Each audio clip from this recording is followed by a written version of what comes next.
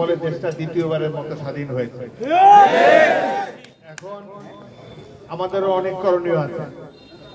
একটা জিনিস সবাইকে বুঝতে হবে, আওয়ামী লীগ যা যা করছে ওটা যদি আমরা করি আমাদের অবস্থা আওয়ামী লীগের মতোই হবে। এটা বুঝার মতো জ্ঞান থাকতে হবে। কিন্তু অনেকে মনে করে টাকা এখন সুযোগ পাইছি, 17 বছর খাই নাই, এখন যে কিন্তু যা পাই খাবলায় খুবলে খাই নাই। ক্ষতি হলে হাবিজ সাহেবের হবে, ইলেকশন করবে হাবিজ সাহেব। এটা হলো আমাদের কিছু কিছু লোকের, কিছু কিছু নেতৃবৃন্দের, কিছু কিছু কর্মীর, এই হলো তাদের চিন্তা। আমি তাদের সাথে একটু পরে বসবো। একটা জিনিস আপনারা মনে রাখবেন, আমি যতদিন জীবিত আছি কোন সাধারণ মানুষের উপরে কেউ অত্যাচার করতে পারবে না।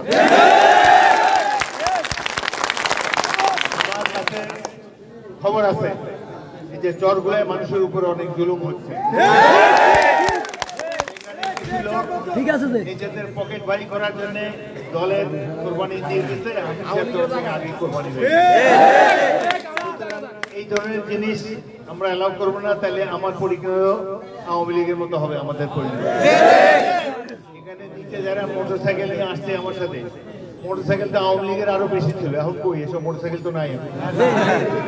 আমার অনেক বয়স হয়ে গেছে, 40 বছর ধরে রাজনীতি করি, 6বার এমপি হয়েছি, 2বার মন্ত্রী হয়েছি, সবকিছুই বুঝি। দুঃসময় আসলে আমার সামনে যারা আছে একজনও পাওয়া যাবে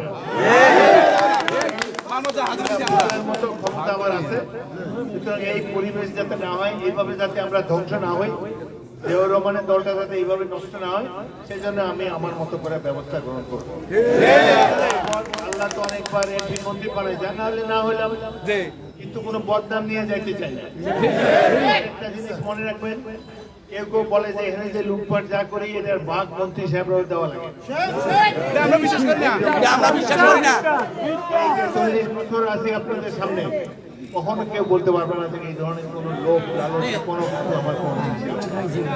সুতরাং মানুষ মাত্রে ভুল ভ্রান্তি হয়। আমাদের এখন বিএনপির প্রত্যেকটা নেতা কর্মী বুঝা চলতে হবে। আরেকটা হলো, যেখানে যত আওয়ামী লীগ ছিল এখন তো মনে হয় আওয়ামী লীগ ছিলই না।